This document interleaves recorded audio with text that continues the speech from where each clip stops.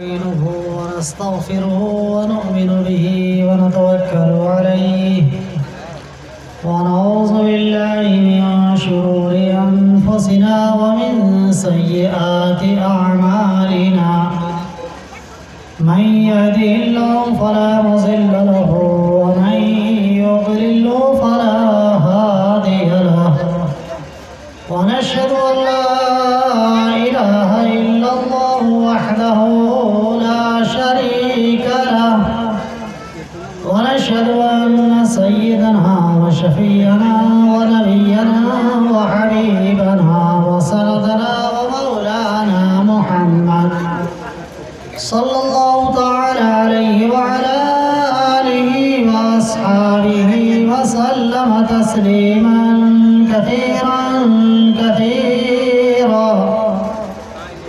أما بعد فأعوذ بالله من الشيطان الرجيم. بسم الله الرحمن الرحيم.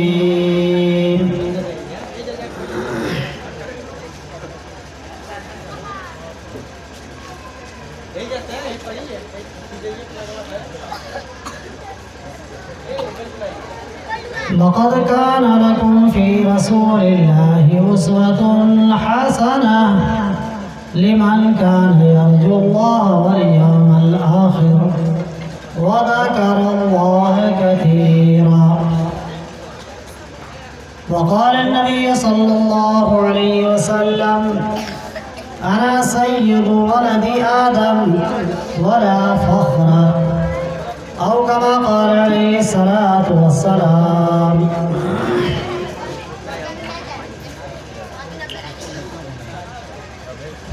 معزز علماء کرام، مہمانان اعظام،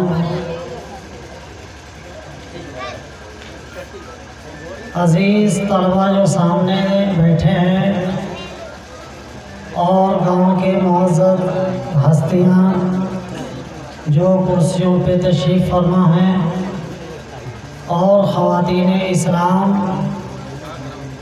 جو پردہ نشین ہیں اور سامنے تشریف فرما ہیں، یہ اللہ تعالی شانہ کا بہت بڑا فضل اور احسان ہے کہ ہمارے اس گاؤں کو اللہ تعالی نے بڑا حوصلہ مند بنایا ہے. ان کے لیے اس حوصلے کی یقیناً تعریف کی جائے تو مناسب اور بہتر ہے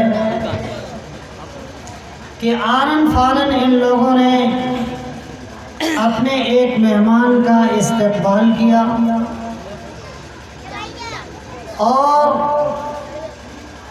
آنن فانن جلسے کی شکل دے ڈالی،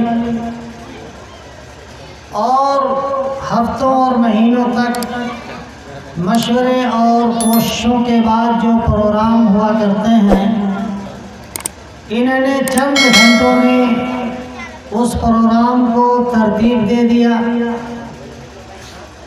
ماشاءاللہ مائک بھی ہے، شامیانہ بھی ہے، لائٹ بھی ہے، اسٹیج بھی لگا ہے. یہ سب آنن فانن انہوں نے انتظام کیا ہے. یقیناً یہ یہاں کے کارکنان کے حوصلے کی بات ہے، یہاں کے نوجوانوں کے حوصلے کی بات ہے، اور یہاں کے بزرگوں کی خوبصورت سرپرستی کی بات ہے. یقیناً یہ حضرات قابل تعریف ہیں. اللہ تعالیٰ ان کے حوصلے کو قبول فرمائے اور مزید اس سے زیادہ ان کے حوصلے کو عروج اور پروان بخشے.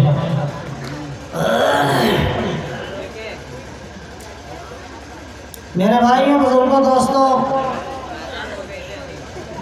یہ پروگرام جو فوری طور پہ منعقد کیا گیا ہے اور چند منٹوں کے لیے مجھے بھی اجازت دی گئی ہے، صحیح بات تو یہ ہے کہ 1 ہفتے سے زائد سے میں نزلہ زکام کھانسی کے عارضے میں مبتلا ہوں۔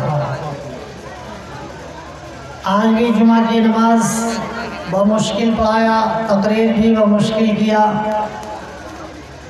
مولانا ذاکر صاحب نے فون کیا کہ آپ کو کچھ بیان بھی کرنا ہے۔ میں نے کہا کہ اگر اللہ پاک کچھ کہلوا دیں تو یہ ان کی بڑی مہربانی ہے، طبیعت تو ہماری زیادہ بہتر معلوم نہیں ہو رہی ہے۔ بہرحال میرے بھائیوں، بزرگوں، دوستوں، وقت بہت ہی قیمتی ہے، مختلف موضوعات سامنے آ رہے ہیں کہ کس موضوع پہ آپ سے بات کی جائے۔ میں ایک موضوع کو سوچ رہا تھا، لیکن میں یہ سمجھتا ہوں کہ اگر میں نے اس موضوع کو چھیڑا تو وقت کم ملا ہے، وہ موضوع تشنا لب رہ جائے گا۔ لیکن بہرحال اسی میں تھوڑی سی بات کرنے کی کوشش کی جائے گی۔ پہلے میں سیرت کے عنوان سے تھوڑی سی بات کرتا ہوں۔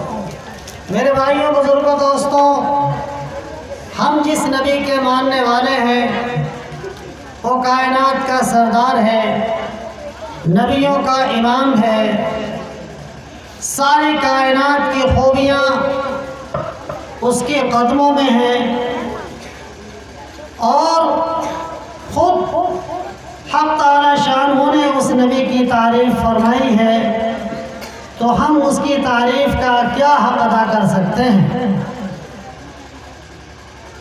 ہاں، ہم تھوڑا سا تعارف کرانا چاہتے ہیں کہ ہم جس نبی کو مانتے ہیں وہ کون تھے، کہاں پیدا ہوئے، کیا نام تھا، ان کی کتنی اولادیں تھیں، ان کی اولادوں کے کیا نام تھے، ان کا بچپن کیسے گزرا، جوانی کے دلہیز پہ انہوں نے کیسے قدم رکھا، اور جوانی کے بعد سے بڑھاپے کی عمر میں انہوں نے کس طریقے سے معاملات فرمائے ہیں، کیا اعمال کیے ہیں، اس پہ میں تھوڑی سی روشنی ڈالنا چاہتا ہوں، تاکہ اس کے بعد آنے والے جو ہمارے مقرر ہیں ان کی باتوں کو ہم پوری بصیرت سے سماعت کر سکیں۔ میرے بھائیوں، میرے بزرگوں، میرے دوستوں، ہم جس نبی کو ماننے والے ہیں ان کا نام کیا نام ہے بھائی؟ کیا نام ہے بھائی؟ ہمارے نبی کا نام محمد ہے، ہمارے نبی کا نام محمد ہے، اور ہمارے نبی کا دوسرا نام احمد ہے۔ میرے نبی کا نام محمد بھی ہے اور میرے نبی کا نام احمد بھی ہے، اور میرے نبی کی ایک کنیت ہے، وہ کنیت ابو القاسم ہے۔ میرے نبی کا نام چنانچہ پورا نام ابو القاسم محمد ابن عبداللہ یا محمد ابن احمد ابن عبداللہ ہے۔ آپ کے والد گرامی کا نام عبداللہ ہے، آپ کے دادا کا نام عبد المطلب ہے، آپ کے پردادا کا نام ہاشم ہے، آپ کے لکردادا کا نام قسی ہے، آپ کے لکردادا کے بھی باپ کا نام کراب ہے۔ میرے بھائیوں، اس طریقے سے آقا نامدار تاجدار مدینہ جناب محمد رسول اللہ صلی اللہ علیہ وسلم کا نسب مبارک، آپ مکہ کی سرزمین پہ پیدا ہوئے۔ مکہ کی سرزمین میں طبقات ابن سعد میں ہے کہ آپ خانہ کعبہ کی سرزمین پر پیدا ہوئے، خانہ کعبہ کے اندر۔ دوسرے نبی کو یہ شرف حاصل نہیں ہوا ہے، یہ صرف آقا نامدار تاجدار مدینہ جناب محمد رسول اللہ صلی اللہ علیہ وسلم کو یہ شرف حاصل ہوا ہے کہ آپ مسجد حرام کے اندر پیدا ہوئے، مسجد حرام کے اندر پیدا ہوئے۔ میرے بھائیوں، میرے بزرگوں، میرے دوستوں، آپ جو ہے، آپ کے والد کے 10 بھائی تھے، والد کے 10 بھائی تھے، آپ کے والد کے 10 بھائی تھے۔ پیدائش کے بعد سے پیدا ہونے کے بعد بلکہ پیدا ہونے سے پہلے، پیدا ہونے سے 3 مہینہ پہلے آپ کے والد جن کا نام عبداللہ تھا، عبداللہ ابن عبد المطلب ابن حاشم، مدینہ طیبہ گئے ہوئے تھے۔ اس وقت مدینے کا نام یثرب تھا۔ آپ کے والد کا کی سسرال تھی مدینہ طیبہ کے اندر۔ آپ وہاں نانیہال گئے ہوئے تھے اور وہاں سے آپ تشریف لا رہے تھے کہ آپ کی طبیعت خراب ہوئی اور وہیں آپ اللہ کو پیارے ہو گئے، وہیں آپ کا انتقال ہو گیا۔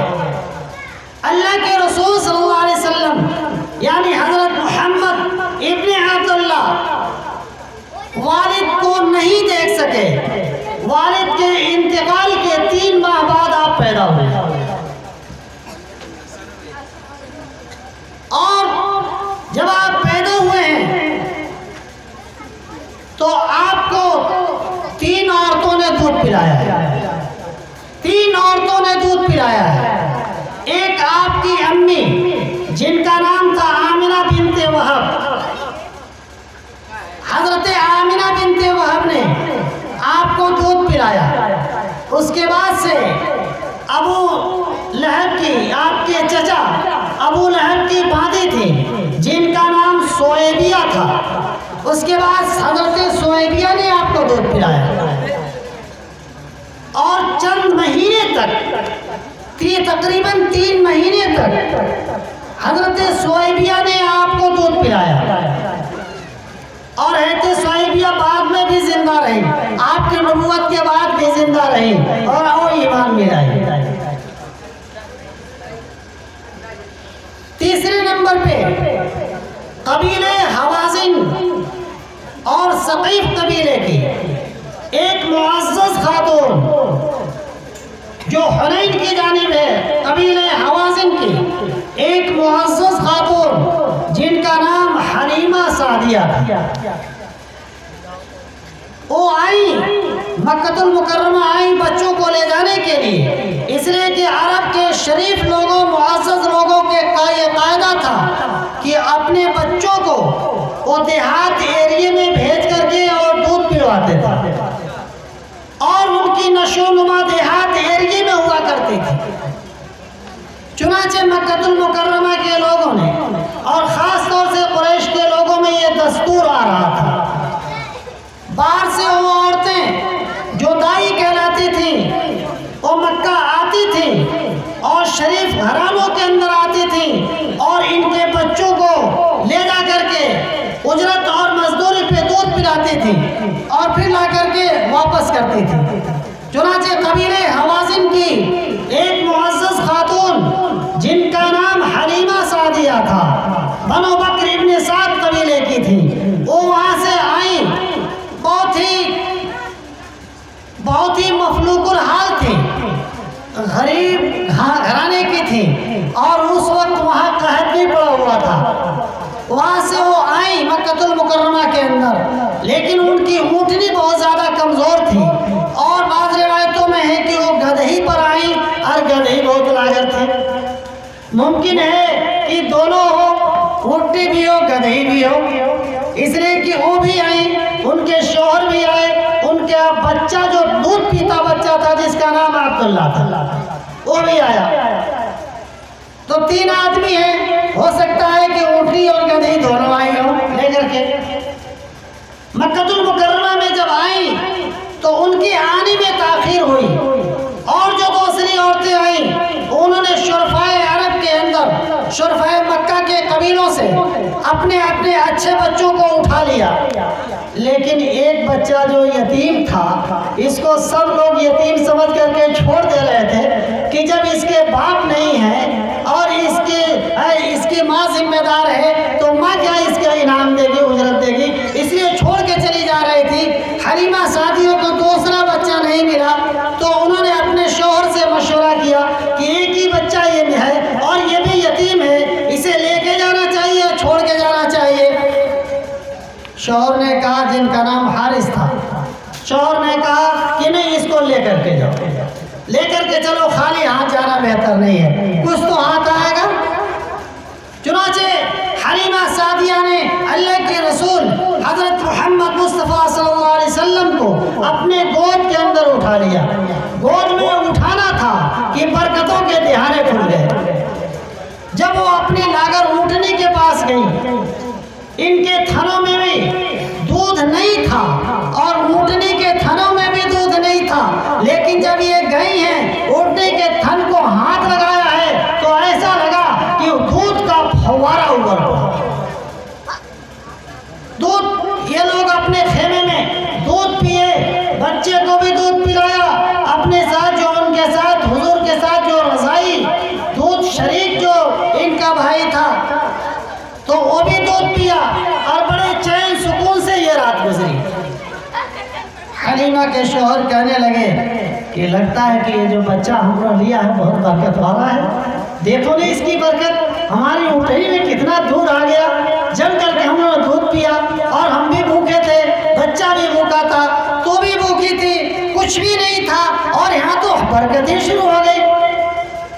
حلیمہ نے کہا ہم کو بھی تو ایسا ہی لگتا ہے کہ بہت ہی زیادہ یہ بابرکت بچہ ہے، چلو اب اس کو لے کر کے چلتے ہیں. صبح ہوتے ہی ہے یہ حضرات روانہ ہوتے ہیں، اب اونٹنی پہ سوار ہوتی ہیں تو اونٹنی ایسا لگ رہا تھا کہ یہ اونٹنی جو ہے ہواؤں سے بات کر رہی ہے، اتنا تیز رفتاری کے ساتھ، اتنا برق رفتاری کے ساتھ چل رہی ہے کہ ان کو تعجب ہو رہا ہے. وہ اونٹنی جو چوٹے کھا رہی تھی نہیں چل رہی تھی، آج یہ حال ہے کہ اونٹنی روکنے نہیں رک رہی، اتنا رفتار کے ساتھ، اتنا تیزی کے ساتھ اونٹنی آگے بڑھ رہی ہے. یہاں تک کہ عورتیں جو ایک دن پہلے آپ سے چلی ہوئی ہیں وہ عورتیں بھی راستے میں مل گئی، سب کو اونٹنی بجلی کی طرف پار کرتی ہوئی آگے بڑھ گئی. عورتیں کہہ رہی ہیں یہ تو وہی حلیمہ سعدیہ لگ رہی ہے، لیکن آج اس کی اونٹنی کو کیا ہو گیا؟ اس کی اونٹنی تو آ رہی تھی تو جگہ جگہ بیٹھ رہی تھی، آج اس کی اونٹنی کو کیا ہو گیا کہ یہ آسمان اور ہواؤں سے باتیں کرتے ہوئے برق رفتاری کے ساتھ جا رہی ہے، اس کی اونٹنی کو کیا ہو گیا؟ حلیمہ سعدیہ بہرحال ان عورتوں سے پہلے اپنے گھر پہنچ جاتی ہیں. گھر پہنچنا تھا، یہاں لے کر کے جس شیرخوار مہمان کو گئی ہیں وہ تو برکتوں کا انبار ہے، وہ تو اللہ کا پیغمبر، وہ تو اللہ کا رسول ہونے والا ہے، اس کے ساتھ تو برکتوں کے انبار ہیں. جیسے ہی آپ گھر کے اندر قدم رکھتے ہیں، حلیمہ کی بکریوں میں دودھ نہیں تھا، اس کے تھن خوش ہو گئے تھے، اب بکریوں کو ہاتھ لگاتی ہیں تو بکریوں سے بھرپور ان کے تھنوں میں دودھ ہے، دودھ پھوارے مار رہا ہے. یہ جب دودھ لگا جو ہاتھ لگاتی ہیں اور برتن کو لیتی ہیں تو ایک ایک بکری ایک ایک برتن کو بھر دیتی ہے. ان کو تعجب ہوتا ہے کہ آج کیا ہو گیا، اب مال کا آنا چالو ہو گیا، ہر طرف سے رحمت ہے، ہر طرف سے برکت ہے، ہر طرف سے خوشحالی ہے، ہر طرف سے شادابی ہے. گاؤں کے لوگ دیکھ کر کے پریشان ہیں، دوسرے لوگ دیکھ کر کے پریشان ہیں کہ کیا ہو گیا کہ حلیمہ کے گھر میں ایک بیک خوشحالی آ گئی ہے، ایک بیک آشائش آ گئی ہے، ایک بیک رحمتوں کا نزول ہو گیا ہے. لوگوں کو کیا پتا ہے کہ کائنات کا سردار نبی اکرم صلی اللہ علیہ وسلم بچے کی شکل میں شیرخوار مہمان ہو کر کے اس گھر میں تشریف لا چکے ہیں. میرے دوستوں اور آگے بڑھیے، تھوڑا سا آپ بڑے ہوتے ہیں، دودھ زمانہ چھوڑانے کا آتا ہے. جب دودھ کا زمانہ چھوڑایا گیا تو ادھر حضرت آمنہ سے یہ طے تھا کہ دودھ چھوڑاتے ہی آپ کو واپس لانا ہے. حضرت حلیمہ اب 2 سال کے ہو چکے ہیں، دودھ چھوڑایا جا چکا ہے، حلیمہ کا دل نہیں کر رہا ہے کہ اپنے اس ننھے منھے بچے کو لے جا کر کے واپس کریں، لیکن شرط کے مطابق لانا ہے. چنانچہ یہ لوگ لے آئے اور آ کر کے حلیمہ حضرت آمنہ سے کہنے لگی کہ دیکھیے آپ کے اندر آپ کی جو ہے آپ کے مکہ کی آب و ہوا آج کل ٹھیک نہیں ہے، آج کل بیماریاں ہیں یہاں پھیلی ہوئی ہیں جس کی بنیاد پر بچے کی طبیعت کے بگڑنے کا اندیشہ ہے. آپ سے ہماری گزارش ہے کچھ دنوں کے لیے آپ اس بچے کو پھر ہمیں دے دیں، ہم اس کی تھوڑی اور بڑھیا پرورش کر دیں، اچھا انتظام کر دیں اور آگے بڑھ کر کے تھوڑا سا ہم اس کا اور بڑھیا انتظام کریں گے، پھر لے کر کے ہم آپ کے پاس آئیں گے جب آپ کہیں گے ہم آنے کے لیے تیار ہیں. اتنا لجاجت کیا، اتنا اصرار کیا کہ حضرت آمنہ نے دوبارہ اجازت دے دیا بچے کو لے جانے کے لیے. لے گئی اور اس کے بعد سے مزید 4 سال تک رکھا. آپ کچھ بڑے ہو گئے تھے، حلیمہ کی بکریاں آپ لے کر کے اور اپنے بھائی رضائی بھائی عبداللہ کے ساتھ حلیمہ کی بکریوں کو آپ لے کر کے جنگل जाया करते थे। आप बकरी चला रहे हैं, अचानक एक वाक़या पेश आता है। हज़रत जिब्राइल अलैहिस्सलाम तशरीफ लाते हैं और आने के बाद से आपको ज़मीन पे गिरा देते हैं और फौरन सीने को चाक करते हैं और 2 प्याला लाए हुए हैं। एक के अंदर ईमान भरा हुआ है, हिकमत भरी हुई है, सोने के 2 प्याले लाए हैं और एक में ज़मज़म का पानी लाए हैं। आप आपके सीने को चाक करते हैं और आपके कलेजे को और दिल को निकालते हैं और निकाल करके ज़मज़म के पानी से धुलते हैं और धुलने के बाद से फिर आप उसके अंदर रख देते हैं और रख करके जो हिकमत और ईमान का प्याला लाए हैं उस प्याले को आप जो है सीने के अंदर रख करके और फौरन जो है सीने को जो है आप जो है दोबारा बंद कर देते हैं और उसको सिल देते हैं। अभी इतना करना ही था कि ऐसा लगा कि बिल्कुल आप ठीक तो हो गए, लेकिन आपको इस वाक़े का असर है और आपके ऊपर इस वाक़े का असर है कि आप हैरान और मबहूत खड़े हैं। आपके भाई अब्दुल्ला और दूसरे बच्चे तेजी से दौड़ते हुए गांव पहुंचते हैं और जा करके हलीमा से कहते हैं कि हमारा जो यसरबी भाई है, हमारा जो भाई है, हमारा जो कुरैशी भाई है, उसके साथ ऐसा हादसा पेश आया है और उसको किसी ने मार दिया है जान से। ये लोग दौड़े हुए जाते हैं, हजरत हलीमा जाती हैं और उनके शौहर जाते हैं, देखते हैं कि आप खड़े हैं, चेहरा उदास है और बिल्कुल आप जो है मबहूत खड़े, हैरान और परेशान खड़े हैं। गोद में उठा लिया जा करके पूछने लगे क्या वाक़या हुआ। आपको लेकर के घर आए, फौरन रातों रात मशवरा हुआ कि ऐसा लगता है कि इनके साथ कोई अलग सा मामला पेश आ गया है, इनको फौरन मक्का वापस करना चाहिए। लिहाजा सुबह होते ही लेकर के बच्चे को चले जाते हैं और मक्का ले जा करके हज़रत आमिना के हवाले करते हैं। हज़रत आमिना पूछती हैं इतना इसरार से ले गए थे, अचानक लेकर के आ गए, बात क्या है? तो उन्होंने उस वाक़े को बयान फरमाया। मेरे भाइयों, आपकी उम्र 8 साल की होती है, आपके प्यारे चचा हज़रत अब्दुल मुत्तलिब उनका इंतकाल हो जाता है। बड़ी मोहब्बत से पाल रहे थे, एक बेटे इंतकाल हो जाता है। उन्होंने अपने 10 बेटों को सामने बुलाया, एक बेटे का इंतकाल हुआ था, 9 बेटे मौजूद थे। इंतकाल से पहले सामने बुलाया, बैठाया और कहा मेरा ये जो भतीजा, मेरा ये जो पोता है मोहम्मद मेरे नज़दीक बहुत प्यारा है, मैंने बड़ी मोहब्बत से इसको पाला है। ये पोता यतीम है और अब्दुल्ला की यादगार है। मैं ये चाहता हूँ कि इसको मेरे बाद किसी किस्म की कोई तकलीफ न हो। अब्दुल मुत्तलिब की उम्र 82 साल की हो चुकी थी, बूढ़े हो चुके थे। कहा मेरे जाने का वक्त आ गया है, मेरे इस पोते की कौन निगरानी और हिफाजत करेगा? हज़रत अबू तालिब खड़े हो जाते हैं और हज़रत अबू तालिब अब्दुल मुत्तलिब के तमाम बेटों में सबसे ज़्यादा ज़ीरक, सबसे ज़्यादा ज़हीन, सबसे ज़्यादा होशियार, सबसे ज़्यादा तेज़ तर्रार थे, सरदारी के लायक मालूम होते थे। चुनांचे अबू तालिब जब खड़े हुए तो हज़रत अब्दुल मुत्तलिब ने अपने इस पोते को उठा करके और अबू तालिब के गोद में दे दिया। कहा अपने बेटे से ज़्यादा इसके ख्याल रखना और ध्यान रखना, हमारे पोते को कहीं कोई तकलीफ ना हो। चुनांचे अब्दुल मुत्तलिब ने अल्लाह के रसूल सल्लल्लाहु अलैहि वसल्लम की ऐसी तरबियत फरमाई, इतनी मोहब्बत, इतनी शफकत, इतना प्रेम, इतना प्यार दिया कि आपको न वालिद की याद आ रही थी, न वालिदा की याद आ रही थी। इतना प्यार दिया हज़रत ख्वाजा अब्दुल मुत्तलिब अबू तालिब ने। और यहाँ तक के जब आप 12 साल के हो गए, अबू तालिब सफ़र के इरादे से जाना चाह रहे हैं, मुल्क शाम का सफ़र करना चाह रहे हैं कि हुज़ूर सल्लल्लाहु अलैहि वसल्लम इसरार करने लगे कि चचा मैं भी साथ चलूँगा। भतीजे का इसरार इस लायक नहीं था कि नज़रअंदाज किया जाए। आप लेकर के चल देते हैं, आगे बढ़ते हैं। बुसरा एक जगह का नाम है, मुल्क शाम से पहले पड़ता है। वहाँ जब आप पहुँचते हैं, वहाँ एक बहुत बड़ा राहिब रहता था जिसका नाम नस्तूरा था। नस्तूरा राहिब जो है किसी कभी अपने सौमिया और अपने गिरजा और अपने इबादत खाने से बाहर नहीं निकलता था, दिन रात इबादत में मसरूफ रहता था। नस्तूरा राहिब ये लोग गए, इनका काफिला नस्तूरा राहिब के इबादत खाने के बिल्कुल करीबी जाकर के ये काफिला ठहरता है। नस्तूरा राहिब जो है इबादत खाने से निकलता है, काफिले में आता है, चारों तरफ बड़े गौर से देखता है।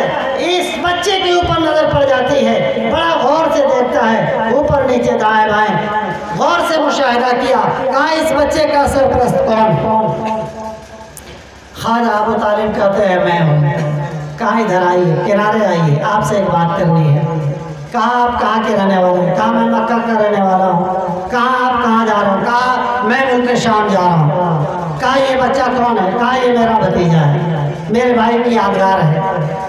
ماں جو ہے مادر ذات یہ جو ہے یتیم ہے، باپ کا انتقال پیدا ہونے سے پہلے ہو گیا، میں اس کی پرورش کرتا ہوں۔ کہا اچھا تو سن لیجیے، یہ بچہ وہ بچہ ہے جو اس کائنات کا آخری پیغمبر ہوگا، آخری رسول ہوگا، آخری پیغمبر کی ساری علامتیں اس میں موجود ہیں۔ میں نے توریت کے اندر اس کی علامتیں پڑھی ہیں، جو علامتیں ہم نے توریت میں پڑھی ہیں وہ ساری علامتیں اس کے اندر موجود ہیں۔ یاد رکھیں، آپ اس کو لے کر کے ملک شام نہ جائیے، ملک شام میں یہودیوں کا قبضہ ہے۔ یہودی لوگ یہ سمجھتے ہیں آخری پیغمبر ان کے قوم سے پیدا ہونے والا ہے، وہ انتظار کر رہے ہیں کہ ہماری قوم سے آخری پیغمبر آئے گا۔ جب ان کو پتا چلے گا کہ ہماری قوم سے آخری پیغمبر نہیں، یہ تو مکہ کی سرزمین سے آنے والا ہے، اور اپنی کتابوں کی علامتوں سے جب ان کو دیکھ لیں گے تو ان کو آنے نہیں دیں گے، قتل کر دیں گے، اس لیے ان کو لے کر کے نہ جائیے۔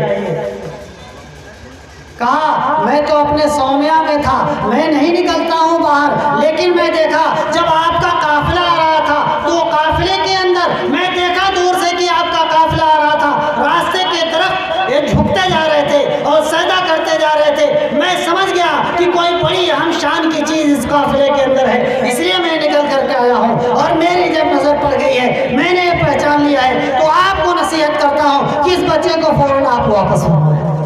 چنانچہ خواجہ ابو طالب وہیں سے اپنے غلام کے ساتھ اللہ کے رسول کو واپس کر دیے۔ میرے دوستوں، میرے بزرگوں، میرے بھائیوں، میرا وقت پورا ہوا، آئندہ کی باتیں انشاءاللہ آگے کی جائیں گی۔ مجھے تھوڑا سا تعارف کرانا تھا اللہ کے حبیب کائنات کے سردار جناب محمد رسول اللہ صلی اللہ علیہ وسلم کے بچپن کا۔